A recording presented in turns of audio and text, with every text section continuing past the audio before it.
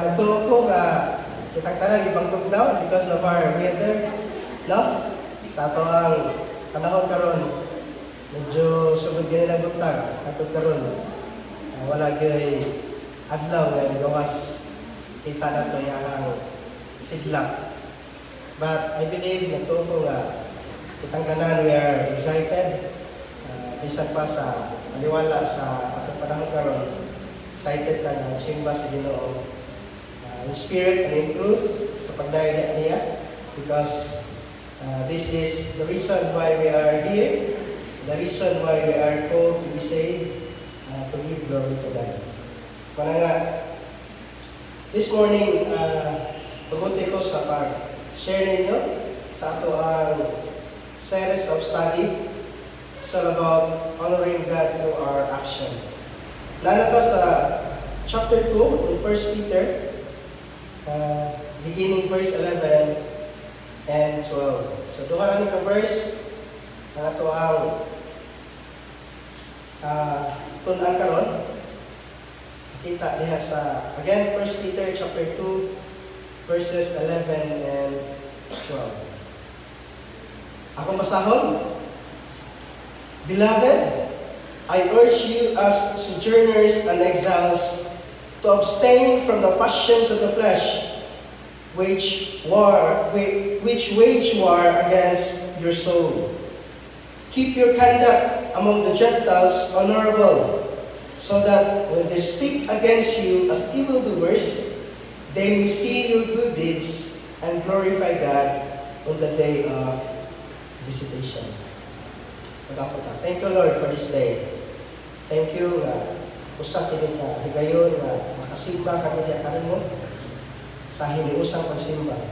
Yes, we can worship you wherever we are, whatever we do. But this is a special day that you have given to us that as your sons and daughters, makahiusang dinhi sa usa ka lugar, paghatag og himaya, paghatag og bangganan kay kanimo pinagis mga nawiton, o paghatag din sigay, pagtulunan, pinaagi sa pagtuon sa pagtulong. Lord, we ask the Holy Spirit na maghatag-iya ka namo, maghatag kaalam ka namo, so that dili mahimong kawang ang mga pagtulunan ang makatunan karon, so that ang imong pulong sa iyo ug dali usab ka ng Ginoo o labaw sa tanan aron magamit namo ni ma-apply namo ni sa among daily living as Christians kung kinabuhi din sa kalibutan. Salamat pagtuo ko nga na kay ako nga pagtulunan o pagpahinumdum na imong hatag na naman karon. So we are excited, O God, to receive your word today. In the name of our Lord Jesus Christ. Amen. Again, our passage is entitled Honoring God through our action. We all know that giluwas na niya, not just to be free from the bondage of sin, to be free from the penalty of sin, but the high calling, the main purpose why God saved us is to give glory to Him. No? To glorify Him, to glorify His name. And to do that as Christians, we can glorify God through our action. Because in the preceding verses, sa ato mga ninglabay na mga gipagtun-an, we are encouraged to offer our body as a living sacrifice. Makita na ito na sa verse 4 and 5. As you come to Him, a living stone, rejected by men, but in the sight of God, chosen and precious, you yourselves, like living stones, are being built up as a spiritual house to be a holy priesthood, to offer spiritual sacrifices acceptable to God through Jesus Christ. So we are encouraged to offer spiritual sacrifices. And kung ato lang i-break down, ato lang itanaw, what's the meaning sa pag-offer spiritual sacrifices? And we connect that verse in Romans chapter 12, verse 2. Diba? Ato mabasa na nga, to offer your body as a living sacrifice. This is your spiritual act of worship. So to offer our spiritual sacrifices to God is meaning to offer our body. And so therefore, this message is connecting to that offering our body, which is honoring God through our action. Kaya pinaagi man sa atong body, makita ang atong action. Kaya sa taon pa natin, di makita. Bisan pag huna-huna kang mayo, may maka-appreciate, anak. Yun naman, naramas mo huna-huna. Wala ba makita sa imong lawas through your action. So this morning, this is a very literal na ingantag kanang lifestyle din nato ang atong sulitan karon. It's all about our daily living as Christian. So, ato sa context, sa background, 1 Peter chapter 2, verses 11 and 12 is a key passage in the New Testament where Peter encourages believers to live in a manner that reflects their identity in Christ and their relationship to the world. Later on, ato na masabtan that this passage nga tungtunan karon nag-encourage ni nato believer to live in a manner that reflects our identity in Christ. Kinsa man ta diha in Kristo and our relationship to the world. Although nato sa kalibutan, pero unsa man ang atong relasyon diha sa kalibutan. So therefore, makita nato sa context, ako ni siya kanon na ibalik aron masabtan nato tungod kay mao ni ang pinakaunod nga gisulat ni Pedro kining sulat. That Peter addresses the elect exiles, makita nato na sa verse 1, and encouraging them to live holy lives amidst persecution and suffering in the hostile world. Makita na to sa chapter 1, the reason why they were exiled, no? It's because of the persecution. It's because of the suffering. And the encouragement here, mana akong i-flash na sa verse, 1 Peter chapter 1, verse 6, ingon siya, in this you rejoice, though now for a little while, if necessary, you have been braved by various trials. See? So, makita na to, transparent si Peter sa iyang pagsulat, makita na to na ang reason, pinaka-reason, yan o, gisulat niya ng tibuok libro, it's because of the persecution and suffering nga giyagihan sa mga Kristohanon. And so therefore, bisan kita, kung nakakibaw ta ang atong loved ones, ang atong family members, nasa distress, na mga affliction, na problems, trials, di ba? Mo-text ta, mo-chata, musta naman ka? Be strong and courageous. So, instinct na nato tao nga encourage sa atong loved ones. Now, the same as Peter, siya ang nangulo sa iglesia, mo po niya ang debate ni Pedro. Nakita niya ang mga Kristohanon nga nakatibulaon sa lain-lain nga lugar. Ang nasa iyang kasing-kasing is to encourage them na mapadayon sa ilang patinabuhi ng mga Kristohanon. And to live out their identity. Ipakita kung kinsa sila diha ni Kristo. And that is the message we have right now nga akong giadlaw.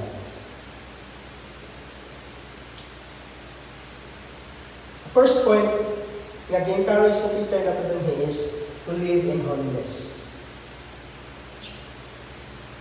1 Peter chapter 2 verse 11. Ako basahon. Beloved, I urge you as sojourners and exiles to abstain from the passions of the flesh, which wage war against your soul.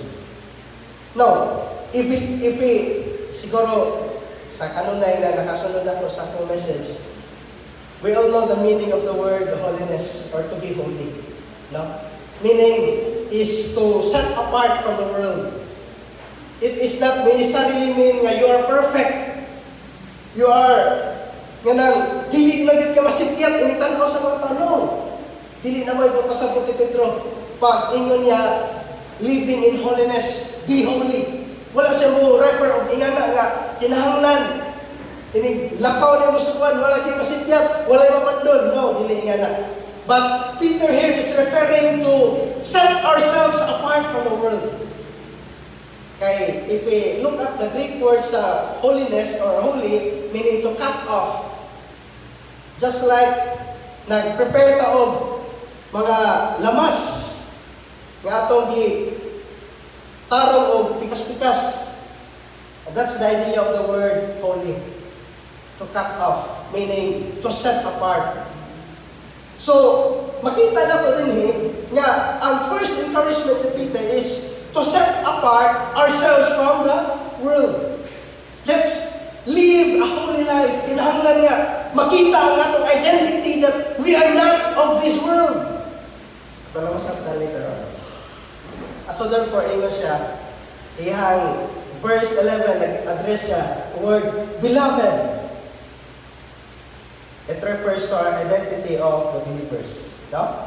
Makita na to sa context, meaning, ang gisulatan ani is Makristohanon. This is not a general message nga, Makristohanon plus mga pamaluwas, no. This is specifically written to us believers. Ano man, Peter addresses this as beloved. And these terms reminds believers of our secure position in Christ. Ato nang gisgutan, chapter 1, verses 3 to 5. Blessed be the God and Father of our Lord Jesus Christ. According to His great mercy, He has caused us to be born again to a living hope through the resurrection of Jesus Christ from the dead, to an inheritance that is imperishable, undefiled, and unfading, kept in heaven for you, who by God's power are being guarded through faith for the salvation ready to be revealed in the last time. So this message is a reminder na kita mga Kristohanon, we are now part of this so-called family of God. And we have this security nga, gisgutan na to from our previous messages that we are secured in our Lord Jesus Christ. And so, this emphasizes also that the believers, all kita, mamamagluto, the union with Christ and the invitation for holy living. So, tungod kay nanatalian ni Kristo, mo ni ang maghatag na itong encouragement to live a holy life. No? So, again, Peter addresses his recipients, beloved. Kita nga mga magtotoo, kung sana ka-anak sa Ginoo, we are part of one family. And so therefore, we are called to live a holy life. Second, makita na ito ng pag humaniyang address, beloved, ingon siya, I urge you as sojourners and exiles.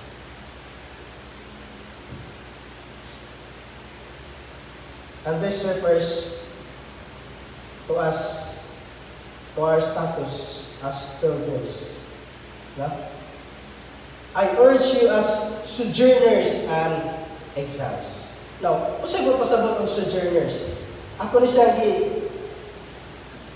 open sa Greek, ang meaning sa sojourner kay kung atong tanaw sa Webster, murag the same na sila ang meaning. Kung sa ito ang pang relationship, igsuon na ba? So, dili na ito ma-appreciate ang word if we look at only sa English dictionary. So, I look at to the Greek word, mana ako ni siyang i-apel, paripidemos, meaning residing in a strange country, or in other words, stranger, or a resident foreigner.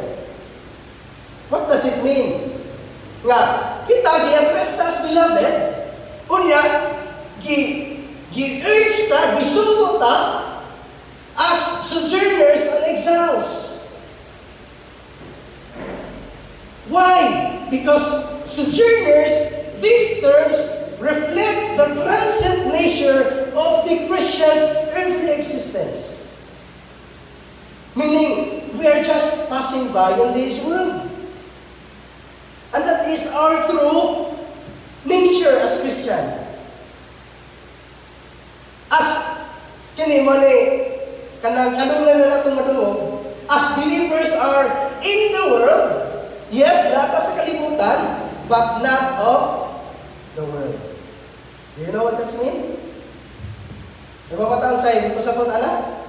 Yes, we are in the world, but not of the world. Tungod kay, again, tingnan si Peter, we are sojourners. We are a stranger in this world. Nagpuyo ta din sa kalibutan, pero dili ta iya sa kalibutan. Meaning, manarbaho ta? Yes? Tanan ni nanarbaho? Natay profession? Lahi-lahi kay profession? May eskwela ta because education mo na preparation na to. Because that is in the world. Dili ta maka-income kung wala tayo trabaho. But we are not of the world. Nagpasabot nga, unsa ang gawi, unsa ang makita na to sa kalibutan, dili mo pasabot nga, mapula ang ato ginabuhat. Just like for example, divorce. Mayroon sila, okay naman ang divorce sa laing country. But if you look at the Bible, dili pwede ang divorce. So muna sa kalibutan. Pero we are not of the world. That's why we do not practice those things. Example, adultery. Mayroon sila nga, naman na kalimding karon. Adultery. Sikat naman muna nga, kung manarbaho ang asawa sa gawas, ay, napag-expect nga, nanatoy, wag to'y lain. Di ba? Muna may nga kalibutan nga. Magtanaw ka gratiton po, ma-stress ka. Kaya kada, kung sa gratiton po, musunay ka naman nilang manang nako, nagka-followers si gratiton po sa YouTube. Because of that kind of issue nga nasa kalibutan. Well, dili na ito namalikayan. Because, nasa kalibutan. They practice that things. But we, as Christian, we are in the world, but not of the world. Wala dili ta, mabuhat nga naman butangan. Nag-gets ninyo? Why? Because we are addressed as strangers. We are addressed by Peter as strangers, residing in a strange country. Literal, ito masabta. Next, exiles. Diba? I urge you as sojourners and exiles. Ingo siya, ang meaning sa Greek word exiles, paroikos. So, lahira sa no? Paroikos, ang usa is, parepedemos.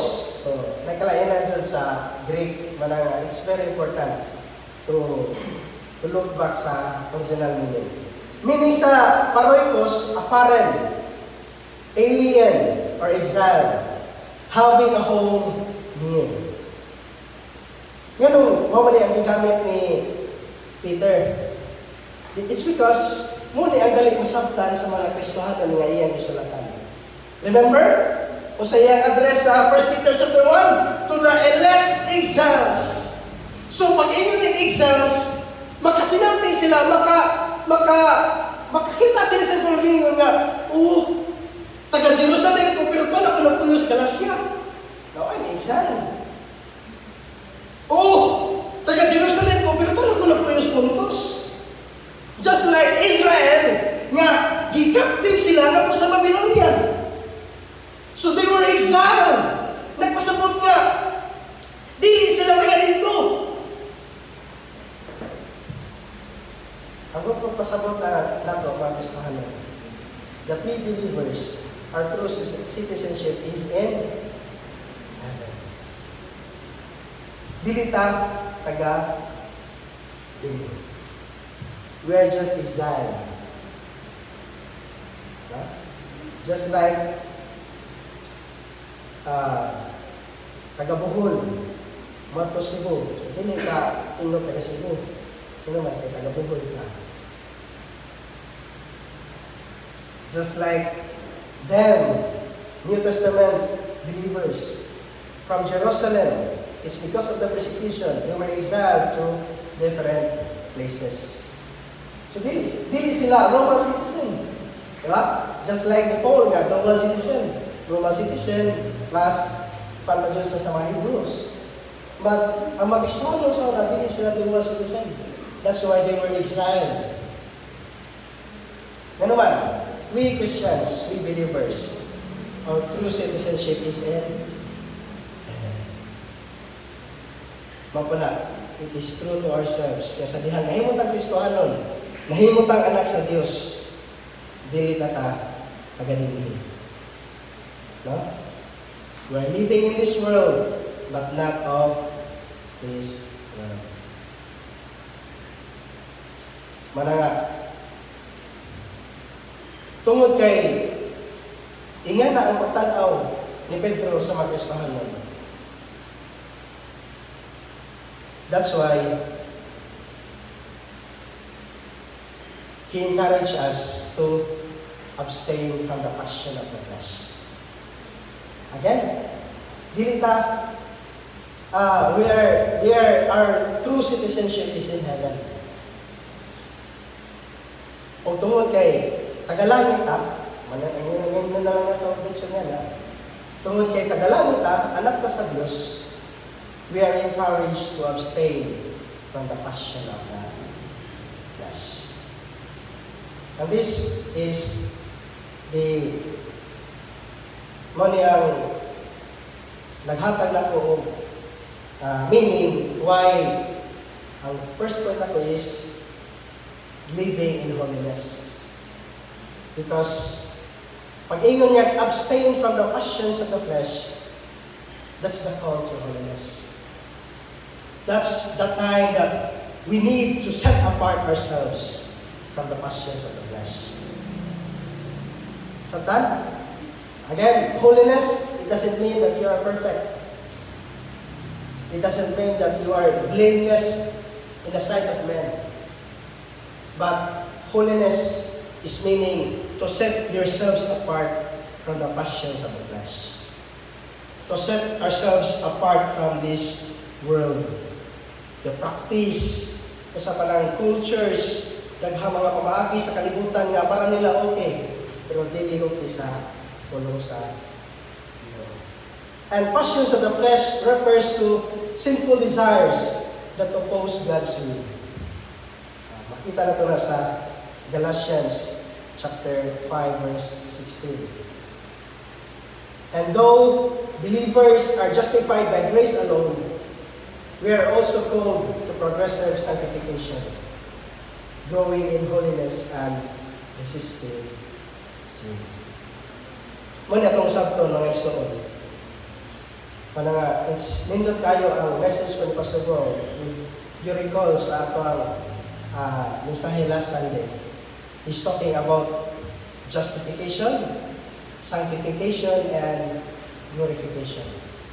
And now our message is nakafocus diya sa sanctification. No? Though believers are justified by grace alone, yes, we are saved. We are also called to progressive sanctification, growing in holiness and resisting sin. And mahimo na ito na, again, it is not because of our own doing. Sumala sa message, Philippians chapter 2 verse 12, according to His good will and action. Trabaho na sa Diyos sa atong kinabuhi. And so therefore, we need to rely on the power of the Holy Spirit. Because if you are not filled with the power of the Holy Spirit, it's hard to resist sin. Okay? It's hard nga kanamubiya ka sa ato ang gusto kung atong saligan atong pagkulinon. Kaya dili kita makabiya unless let God do the work in ourselves. And that's the process of sanctification. Mananga, Peter encourages us to set apart ourselves from the passion of the flesh. We are called to live in holiness. Amen? So, dili lang kamo yun nga. Kung kayo mo trending sa kalibutan. Especially kita nga, updated ta Facebook, updated ta sa mga platform sa social media. Naghana og mga mensahe nga, nindot kayo paminaw sa lunggan. Pero not biblical. So, magbantay ka. Because dili tanang panahon ng nindot, sigo sa pulong sa Ginoo. Anong magbantay ka.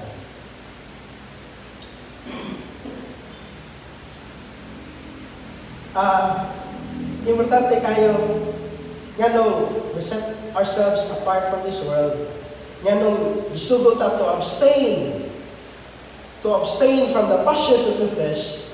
Why? Because this is the very reason. No? That is our struggle. Which wage war against your soul. Bisan din sa, we have different struggles. We are in the battle against sin. Sa dihang nahimog ka bagong Kristohanon, lahi ng klase sa struggle mo hagiagyan. Sa dihang dugay na kang Kristohanon, lahi nga struggle mo hagiagyan. Especially kung ang atong struggle na sa sala. And this struggle, kung ikitawag sa Romans chapter 7, if I'm not mistaken, the war within, where believers experience the ongoing struggle with indwelling sin. That's why we're not sa last like progressive sanctification. Kapasabot nga, ang atong kinabuhi din sa kalibutan, it's a lifetime process. No? Dili, mamita na ko ba, nasikyat, nga, may nyo na, yung Kristohanon, nga, sa, ang lagi, ikaw Kristohanon, naghanog, point out na ito nga, Kristohanon, malagi na sa mga, ano ang ginatan? Because, take thought nga, kung Kristohanon na ka, kung nagtulak sa puno sa Ginoo, take thought nga, kung sige rin ang simpa, pasko na ka, hindi na ka makasala. No. Kinahanglan, masakta na ito, that every believers, whether you are a church leader, or you are just sitting na nasa inyong libranan, you are not exempted sa struggle sa sala.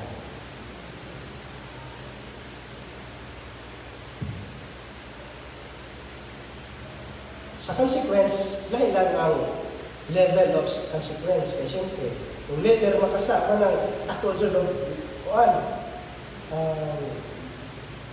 consequence mo naman, kita na siya sa mga tao. Ang mga member makasama wala ra sa man. Why? Because we have different struggles. And that struggle is a lifelong process. That's why, again, sanctification. Requiring the believer to actively fight against sin.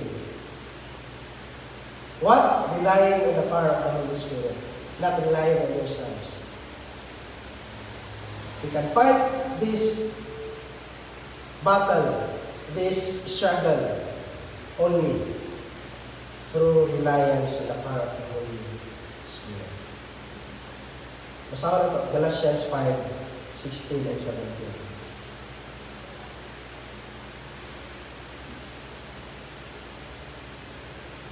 Ako yung basahin kayo. Nindot ang emphasis kayo. Ingon ang puro sa ito. 16 and 17. But I say, walk by the Spirit, and you will not gratify the desires of the flesh. Again, walk by the Spirit, and you will not gratify the desires of the flesh. That is the meaning of relying on the power of the Holy Spirit. For the desires of the flesh are against the Spirit, and the desires of the Spirit are against the flesh. For these are opposed to each other to keep you from doing the things you want to do. Sabi na? So, kung sa'yo buhat na lang ang mga Kristiyano, if we battle against this sin, rely on the power of the Spirit. Let God work in your life.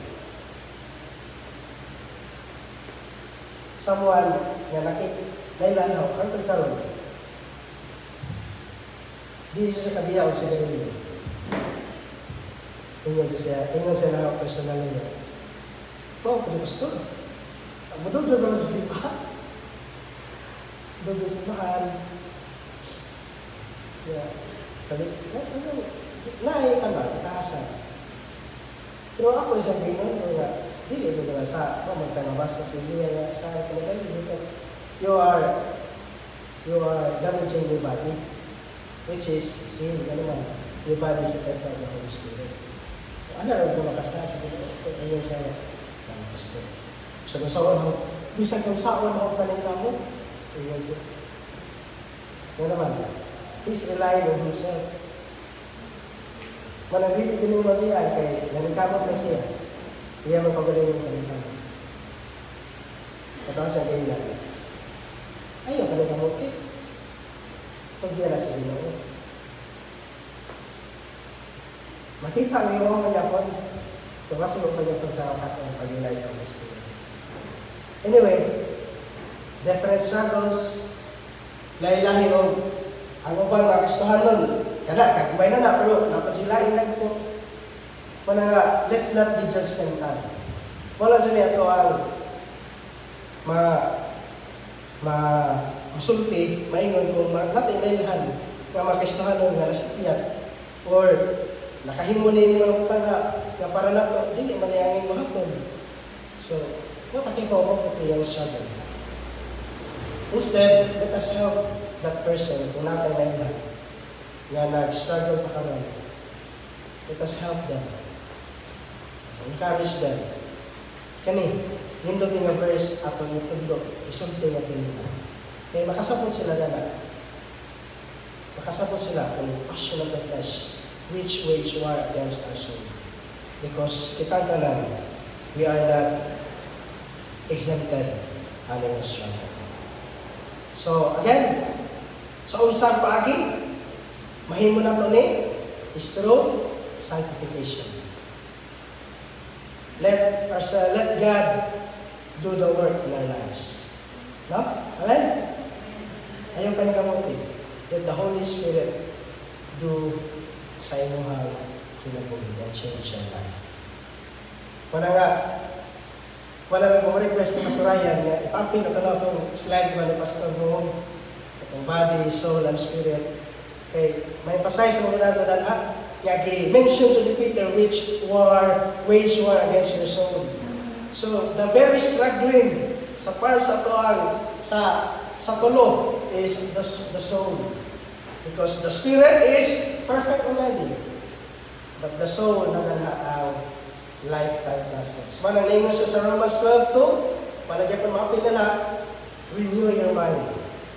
No? Renew your mind. Mana ang message last Sunday.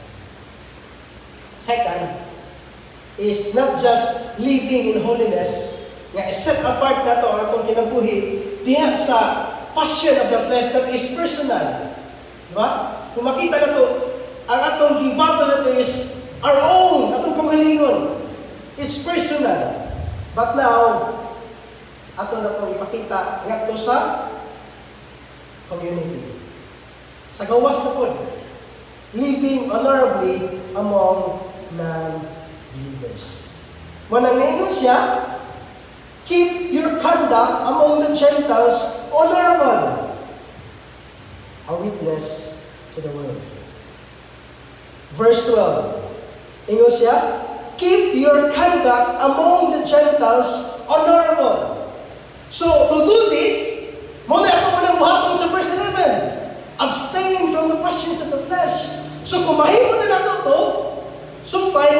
Peter, keep your conduct among the Gentiles honorable.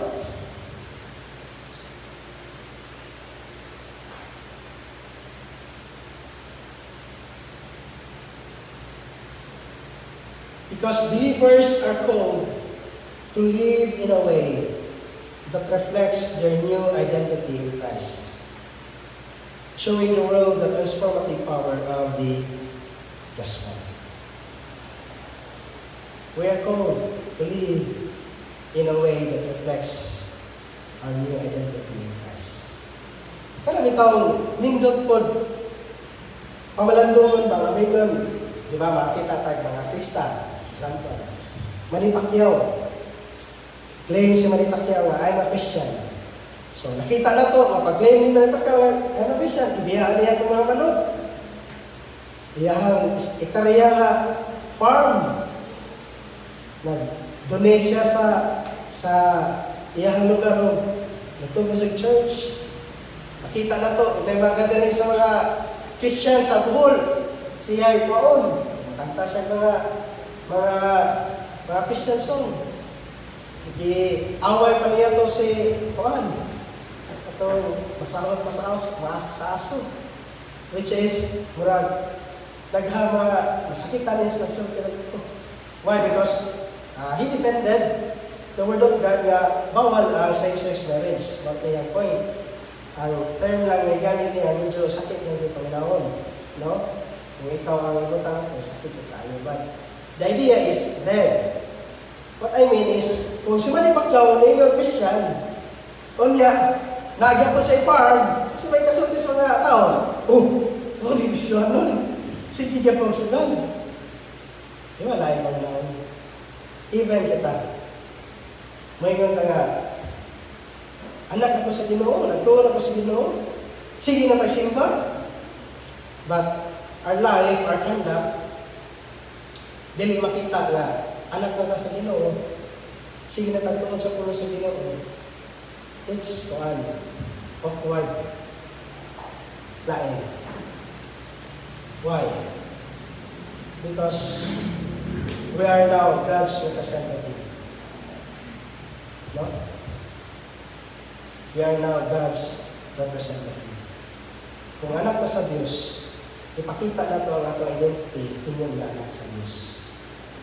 Kung nagtuo ka sa Diyos, ipakita na ito ang atong identity na tinuod nagtuo ka sa Diyos. Muna ang point ni Peter. Because, again, in the context, they were struggling. They were persecuted because they were nagsulti sila nga nagtuo sila sa Diyos. Manangakaroon sa dihang na sila yung nagkalain-lain mo lugar. And Gentile world, Egipta, Pontus, Galatia, Cappadocia, dili sa Jerusalem nga naay balaod, nagtuos puno sa Ginoo, ato sila puyo sa Gentile world nga puro mga gods, goddesses. Kaya nga, gitudluan sila ni Pedro to live, to keep their conduct among the Gentiles honorable. Kung makita sa mga tao na tinuod sila nga sa Ginoo. Meaning, in every aspect of life, work, family, community, is an opportunity to bear witness to Christ. Bisag din ang tawang sulti nga kanang tawang pasuban nga dasi kayo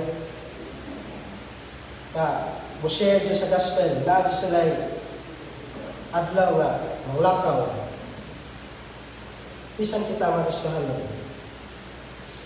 Nakita lang sa mga tao that our life is changed. How we work, how we deal with our family, how we live in our community is an opportunity to bear witness to Christ. Alam siya, mga tao din eh. And I do believe, dili isod ang pagsangyaw kung mahimo na kami. Ano man, dili man ka pasuway sa mga kauban mo sa babo. Mushare ka sa puno sa Ginoo, hindi mo kasaway nila. Ano man, kaya nakita mo nila sa inyong kinabuhi. Muna nga, especially na kay nakikidalang mga tao, this is very, nila, advantage. Ito, businessman ka, nakikidalang group of people. Kung makita sa inyong mga trabahante, how you live, how the way you conduct, makita, pag-treat mo, pag-deal mo sa inyong mga trabahante. Dali kayo makasunod ang gospel na pinila. Yun naman. Hindi naman ka masaway na inyong amo nila. No? Pero kung amo ka nga, manwidlo, dili-dili pa sud, daghang promise, dili pa sud mo tuman sa promise, ay nala ka sa mga naman, pagbuto na siya. In-exchange mo sa sa Ginoo, po na siya, pagbuto na. Usahin nga na ba? Just a simple way of living na to, mga Kristohanon, na nai-impact sa mga kauban na to kung asa ka nagtrabaho, na nai-impact sa mga kauban na to kung naata sa business world. Mga pastor, kung nagtrabaho mo, ay na mo katinga nga may yung manager, labi na Kristohanon ko yung manager. Si pastor, ikaw pray pastor. Ikaw mismo pastoran, may program. Ano naman? Because they see you as special. Nakita sa imong kauban nga, lahi ni si pastor. Lahi ni si brother. Diba? Pati nga tayo mga Kristohanon, natas sa pagtrabaho ito kay pampuon sa ato ang kauban. Anyway, a life of integrity and obedience to God serves as a testimony to the truth of the gospel. Panang name siya, let your light shine before them.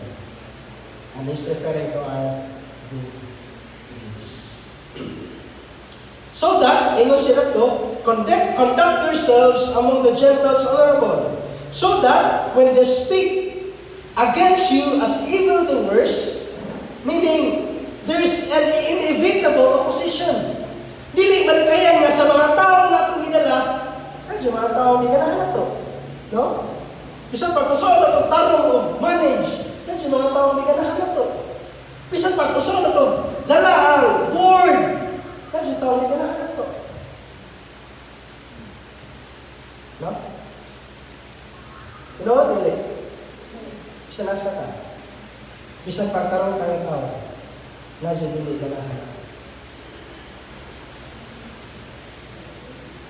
But, ang ingon ni Pedro, conduct yourselves among the Gentiles honorable. Christians should expect opposition and slander. Slander is part of the offense of the cross, but Christians are not to retaliate, but to endure patiently. Di man kalagayan niya, kung may mga Kristohanon ka, may magbugal-bugal na. May mga tao nga, mo look down na to. Labi na kung kauban na to, labi ka kuhan sa ilahang religion, sa ilang group, gamay na pagkakala. Dili na to na malikayan. That's why it's inevitable. Dili mapugnan, dili malikayan. Lagi na ako. But we are encouraged to conduct ourselves honorable. Nga naman, kaya kung nakay mga tao na magsulti na to, magbuhat o dili maayo na to, kasi makita nila na to. They will see your good deeds and glorify God on the day of visitation. Pagkitaw, we are encouraged. Dili good mo bounce. No?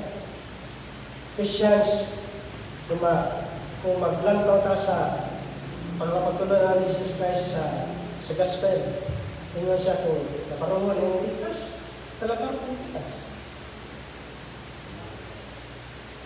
Meaning, dili sa Old Testament ka, an eye for an eye. Diba? Igana ko itong sa una. An eye for an eye. Kung makasa, kung sa sa, mapuibaylan. At in the New Testament, sa dihang yan ni si Jesus, Nag-set siya ng example. Ngayon naman, more than isa, that they may see your good deeds and glorify God on the day of visitation.